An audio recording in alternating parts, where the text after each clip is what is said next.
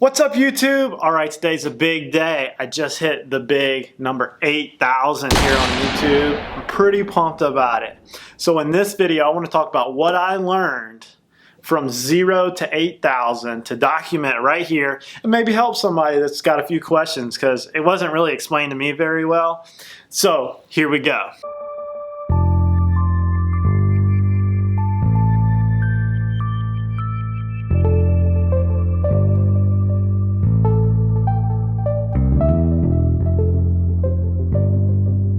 All right, guys, so the first thing I wanted to talk about was the idea of how your content needs to be made, okay? So there's a difference between professional TV and YouTube. YouTube's right here, professional quality is like right here. Really awesome people on YouTube are like somewhere about right here. So one thing I've noticed is that when the quality, like your quality of content, like if this is sucky and this is awesome, this is like professional cinematic stuff, a good YouTuber needs to be about right here. You got to figure out where on that line quality versus content starts to slope off on that bell curve. I learned that I had to produce content at an alarming pace to catch up to the YouTubers that have been there on a long time. I needed a lot of content that were searchable. I needed some that could go viral and some that kind of held the watch time, kind of like a portfolio of stocks. You know, you got to have that one that can go to the moon. You got to have some that's stable, searchable, dividend stocks. Searchable is your dividend videos. And you got to have the watch time. So I did a vlog for a while. I really like vlogging, but I just felt like I needed to take a break from it. It took a lot out of it. But that being said, once you reach that where you can go real fast with the videos and produce a lot of content but keep the quality somewhat decent, that is the key to building your YouTube channel from 0 to, you know, 8,000 or so. Okay, so the next topic I wanted to talk about was the thing of document, don't create. Gary Vee hit it right on the head when he said, don't go out there and try to create some awesome whatever when you go outside. Document what's going on. So when I embraced that was on my fishing videos that I quit trying to focus on just the fish because every fish looks the same. Document the adventure. Document what went on. Like if I dropped my knife overboard, which was real things that were happening. If I broke a rod. She's got him. Got it. Pull it. Oh! It broke. It broke. If I, you know, cooked a pinfish instead of catching a redfish. Ah, pinfish! Yeah, I got a pinfish! America! From behind right there, I got a pinfish! Come from behind. I mean, those are real things that happen to you. And I decided, well, let's document those things instead of trying to create a fishing show or a vlog. I'm not trying to create something that didn't happen. I want to show what did.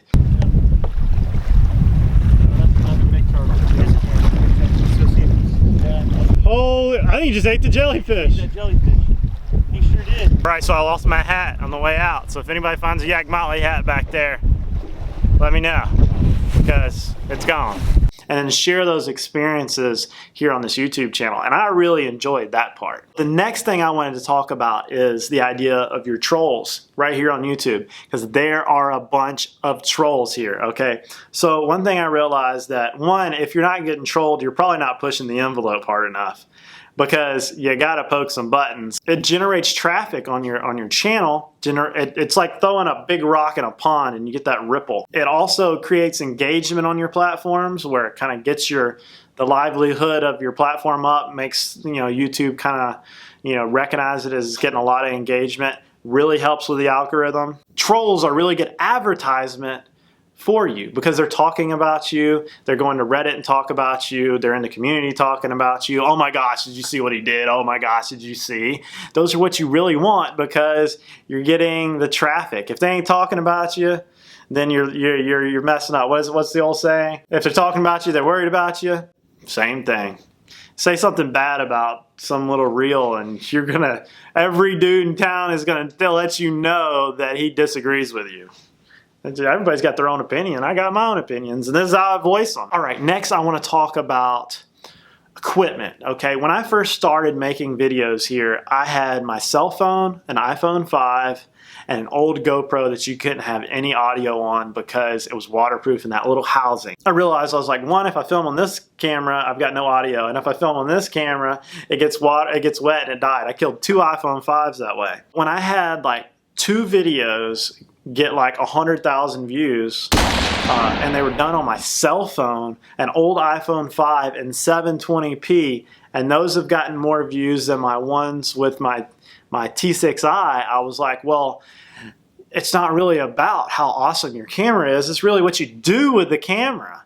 And so, I mean, honestly, I can tell a big difference between this camera and my old iPhone. But the thing is I was creating content, even though I didn't have the best things available. I didn't wait until I had the best thing to make content. I just made content. And those early videos are what got my channel going. I think if you can have a nice camera, get a nice camera. But if you don't have one, go ahead and create anyways, because you never know what that algorithm and YouTube is gonna do. If I only had my iPhone, I would just make videos on my iPhone until upgraded. If all I had was a GoPro, I'd use just a GoPro. The fact is, you're creating and you're creating and you're uploading and you're uploading, and that is the most important thing. The next topic I'm gonna cover real quickly is, should you stay in a niche with your YouTube channel? And I would say absolutely not. Start with a niche because it's searchable and it's findable and it's taggable, but when you move forward, make sure that you don't pigeonhole yourself into crocheting, because you can only make so many crocheting videos. Try to branch out. Don't let the trolls bother you, because they're going to be like, I came here for one thing. Well, if they're going to be that rude, you probably don't need them anyways, because you want to be able to grow with your YouTube channel. And I found out that I was getting bored doing on one type of video, and I had so much more I wanted to share, and I wasn't going to create another channel. So keep that in mind when you're thinking about, should I stay in my niche? I would rather just have fun, create stuff you like, and just put it out there. Just my opinion. Last thing I want to talk about here on this video is, should you LLC your channel? I LLC'd my channel, and I think it really goes like this. When your channel starts making a little money, and you're starting to deal with companies and sponsorships, and maybe if you got a loud mouth like I do, you might want to protect yourself from getting sued. But if you're making money for tax purposes and writing things off, writing your gas off and your cameras and stuff like that, and you're selling products, you might want to think about doing an LLC, because it gives you a little protection, gives you a little tax write-off, things you can write off, and it separates your account, your money, from your YouTube money. It kind of separates it, and that can kind of help out come tax season, and it allows you to grow an LLC. You become a business over here. Like, YouTube channel is a business, your brand's a business, your social media is a business. All these are business entities that you might want to LLC.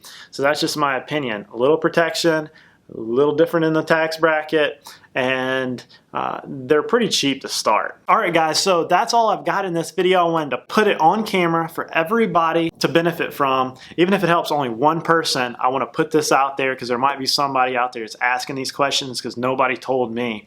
And when I first did this, I searched every video I could possibly find, and nobody could tell me an answer. It was basically cookie cuttered from other videos, other YouTube videos, and other bigger YouTubers. And so I just wanted to put it out there. Maybe it helps one person. Please don't forget to like and subscribe. Comment down below if you've got any more questions, and I'll try to make more videos like this. Don't forget to like and follow and do all that cool stuff on Instagram at Yak Motley and Facebook at Yak Motley. I've been killing it on the stories on Instagram, and I hope to see you guys next time. Later guys, see you later.